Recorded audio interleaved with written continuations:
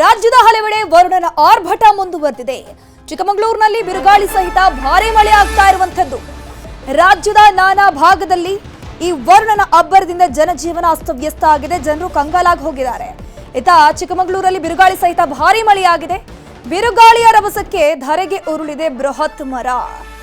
ಕಡೂರಲ್ಲಿ railway under pass ಜಲಾವೃತ ಆಗಿದೆ. ಒಂದ್ ಕಡೆ ಮರ ಬಿದ್ದಿದೆ, ಇನ್ನೊಂದ್ ಕಡೆ ಅಂಡರ್ ಪಾಸ್ ಜಲಾವೃತ ಆಗಿದೆ.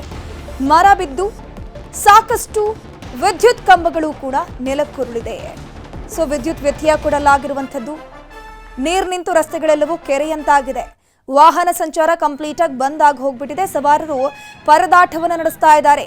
ಕಡೂರು ತಾಲೂಕಿನ ಜೋಡಿ ಹೋಚಿಹಳ್ಳಿ ಬಳಿ ಬಿರುಗಾಳಿಯ ರಭಸಕ್ಕೆ ಬುಡ ಸಮೇತ ಬೃಹತ್ ಮರವೊಂದು ಧರೆಗೆ ಉರುಳಿದೆ. ಹೀಗಾಗಿ ಸಖರಾಯಪಟ್ಟಣ ಬಾಣಾವಾರ ರಸ್ತೆಯಲ್ಲಿ ವಾಹನ ಸಂಚಾರ ಕಂಪ್ಲೀಟ್ ಆಗಿ ಬಂದ್ ಆಗಿರುವಂಥದ್ದು.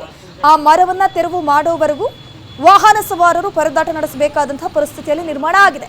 ಇನ್ನು ಕಡೂರು ಪಟ್ಟಣದ ಕೆಎಸ್ಆರ್ಟಿಸಿ ಬಸ್ ನಿಲ್ದಾಣದ ರಸ್ತೆ ಇರಬಹುದು, ರೈಲ್ವೆ ಅಂಡರ್ ಪಾಸ್ ಸಂಪೂರ್ಣವಾಗಿ ಜಲಾವೃತವಾಗಿ ರಸ್ತೆ ಕೆರೆಯಂತಾಗಿದೆ. ಬಸವೇಶ್ವರ ಸರ್ಕಲ್, ಬಸ್ ಸ್ಟ್ಯಾಂಡ್ ಸರ್ಕಲ್ನ ರಸ್ತೆಗಳು ಕೂಡ ಕೆರೆಯಂತಾಗಿರೋದು. ಇನ್ನೆರಡು ದಿನಗಳ ಕಾಲ ಭಾರೀ ಮಳೆಯ ಮುನ್ಸೂಚನೆಯನ್ನ ಕೊಡಲಾಗಿದೆ. ರಾಜ್ಯದ 9 ಜಿಲ್ಲೆಗಳಿಗೆ ಆರೆಂಜ್ ಅಲರ್ಟ್ ಅನ್ನು ಘೋಷಣೆ ಮಾಡಲಾಗಿದೆ.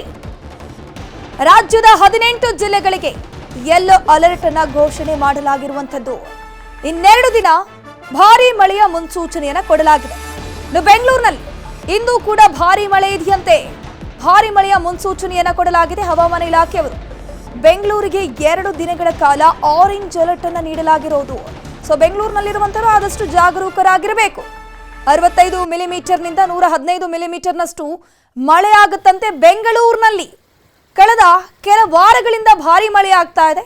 ಸೊ ಆ ಮಳೆಯ ಎಫೆಕ್ಟ್ ಯಾವ ರೀತಿ ಇತ್ತು ಅನ್ನುವಂಥದ್ದು ನೀವೆಲ್ಲರೂ ಕೂಡ ನೋಡಿದ್ವಿ. ಅದೇ ರೀತಿ ಮಳೆ ಇನ್ನೂ 2 ದಿನಗಳ ಮುಂದುವರಿಯುತ್ತಂತೆ. ಆರೆಂಜ್ ಅಲರ್ಟ್ ಅನ್ನು ಘೋಷಣೆ ಮಾಡಲಾಗಿದೆ. ಸೊ ವಾಹನ ಸವಾರರು ಆದಷ್ಟು ಕೇರ್ಫುಲ್ ಆಗಿರಬೇಕು.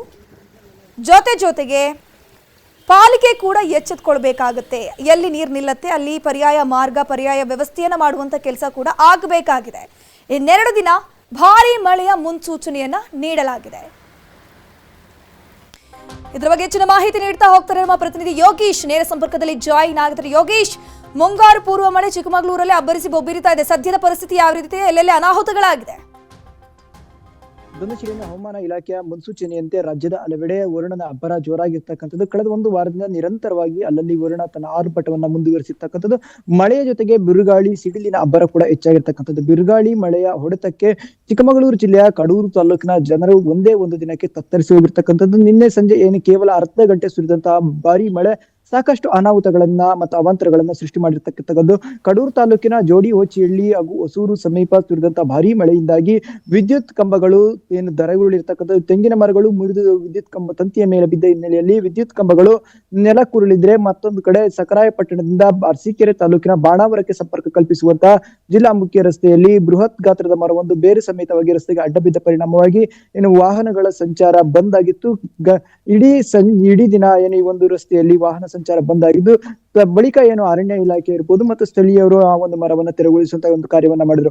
ಬಳಿಕ ಕಡೂರು ಪಟ್ಟಣದ ರಾಷ್ಟ್ರೀಯ ಹೆದ್ದಾರಿಗಳು ಕೂಡ ಸಂಪೂರ್ಣವಾಗಿ ಜಲಾವೃತವಾಗಿದ್ದು, ಕಡೂರು ಪಟ್ಟಣದಲ್ಲಿ ಹಿಂದೆಂದೂ ಕಂಡು ಕೇಳರಿದಂತಹ ಮಟ್ಟಿನಲ್ಲಿ ಮಳೆ ಸುರಿದಿರ್ತಕ್ಕಂಥ ಕೇವಲ ಅರ್ಧ ಗಂಟೆ ಮಳೆಗೆ ಕಡೂರು ಪಟ್ಟಣದ ಬಹುತೇಕ ರಸ್ತೆಗಳು ಜಲಾವೃತವಾಗಿದ್ದು, ಚಿಕ್ಕಮಗಳೂರು ಜಿಲ್ಲೆಯ ಕಡೂರಿನಿಂದ ಮಂಗಳೂರಿಗೆ ಸಂಪರ್ಕ ಕಲ್ಪಿಸುವಂತಹ ರಾಷ್ಟ್ರೀಯ ಹೆದ್ದಾರಿ 173 ಯಲ್ಲಿ ಇರ್ತಕ್ಕಂಥ ರೈಲ್ವೆ ಅಂಡರ್ ಪಾಸ್ ಸಂಪೂರ್ಣವಾಗಿ ಜಲಾವೃತವಾಗಿ ಕೆರೆಯಂತಾಗಿದ್ರೆ, ಮತ್ತೊಂದು ಕಡೆ ಬೆಂಗಳೂರು ಹೊನ್ನಾವರ ಸಂಪರ್ಕ ಕಲ್ಪಿಸುವ ರಾಷ್ಟ್ರೀಯ ಹೆದ್ದಾರಿ 206ರ ಬಸವೇಶ್ವರ ವೃತ್ತದಲ್ಲಿಯೂ ಕೂಡ ರಸ್ತೆಗಳು ಸಂಪೂರ್ಣವಾಗಿ ಜಲಾವೃತವಾಗಿದ್ದು, ಆ ಒಂದು ನೀರು ನಿಂತ ರಸ್ತೆಯಲ್ಲಿಯೇ ವಾಹನ ಸವಾರರು ಪರದಾಟ ಪಟ್ಟು ಅದರಲ್ಲಿಯೂ ಕೂಡ ವಾಹನವನ್ನು ಸಂಚರಿಸುವಂತಹ ಒಂದು ಪ್ರಯತ್ನವನ್ನ ಮಾಡಿದ್ರು. ಈ ಒಂದು ರಾಷ್ಟ್ರೀಯ ಹೆದ್ದಾರಿ ಪ್ರತಿ ಮಳೆಗಾಲದಲ್ಲೂ ಕೂಡ ಕಡೂರು ಪಟ್ಟಣದಲ್ಲಿರ್ತಕ್ಕಂಥ ರಾಷ್ಟ್ರೀಯ ಹೆದ್ದಾರಿಗಳು ಸಂಪೂರ್ಣವಾಗಿ ಜಲಾವೃತವಾಗ್ತವೆ. ಇದು ಪುರಸಭೆಯಾಗಿ ಹಿಡಿದಂತಹ ಕೈಗನ್ನಡಿ. ಯಾಕಂತಂದ್ರೆ ಪುರಸಭೆಯವರು ರಸ್ತೆಗಳ ಚರಂಡಿಗಳ ನಿರ್ವಹಣೆಯನ್ನ ಸರಿಯಾಗಿ ಮಾಡೋದಿಲ್ಲ ಅನ್ನೋ ಒಂದು ಆರೋಪ ಕೂಡ ಈ ಒಂದು ಸಾರ್ವಜನಿಕ ವಲಯದಲ್ಲಿ ವ್ಯಕ್ತವಾಗಿರ್ತಕ್ಕಂಥದ್ದು. ಅದರ ಜೊತೆಗೆ ಹವಾಮಾನ ಇಲಾಖೆ ಇವತ್ತು ಕೂಡ ಆರೆಂಜ್ ಅಲರ್ಟ್ ಅನ್ನ ನೀಡಿರ್ತಕ್ಕಂಥದ್ದು. ಭಾರೀ ಮಳೆಯ ಮುನ್ಸೂಚನೆಯನ್ನ ಕೊಟ್ಟಿರೋದ್ರಿಂದಾಗಿ ಸಾರ್ವಜನಿಕರು ಹಾಗೂ ವಾಹನ ಸವಾರರು ಮುಂಜಾಗ್ರತೆಯನ್ನ ವಹಿಸಬೇಕು ಅನ್ನೋ ಒಂದು ಮುನ್ಸೂಚನೆಯನ್ನ ಹವಾಮಾನ ಇಲಾಖೆ ನೀಡಿರ್ತಕ್ಕಂಥದ್ದು. ಧನುಶ್ರೀ, ಈ ಒಂದು ಚಿಕ್ಕಮಗಳೂರು ಜಿಲ್ಲೆಯ ಮಲೆನಾಡು ಭಾಗದಲ್ಲಿ ಇದ್ದಂತಹ ಮಳೆ ಕಳೆದ 1 ವಾರದಿಂದ ಮಲೆನಾಡು ಭಾಗದಲ್ಲಿ ಸಾಕಷ್ಟು ಅನಾಹುತಗಳನ್ನ ಸೃಷ್ಟಿ ಮಾಡ್ತಾ ಇತ್ತು. ಆದ್ರೆ ನಿನ್ನೆಯಿಂದ ಬಯಲು ಸೀಮೆಗೆ ಎಂಟ್ರಿ ಕೊಟ್ಟಿದ್ದು, ಬಯಲು ಸೀಮೆಯ ಜನರಿಗೆ ಮಳೆಯ ಒಂದು ರೀತಿಯಾಗಿ ಸಂತಸವನ್ನ ತಂದ್ರೆ ಮತ್ತೊಂದು ಕಡೆಯಲ್ಲಿ ಆತಂಕವನ್ನ ಸೃಷ್ಟಿಸಿದೆ ಅಂತಾನೆ ಹೇಳ್ಬೋದಾಗಿರ್ತಕ್ಕಂಥದ್ದು ಧನುಶ್ರೀ. ಥ್ಯಾಂಕ್ ಯು ಯೋಗೇಶ್ ತಮ್ಮೆಲ್ಲ ಮಾಹಿತಿಗಾಗಿ.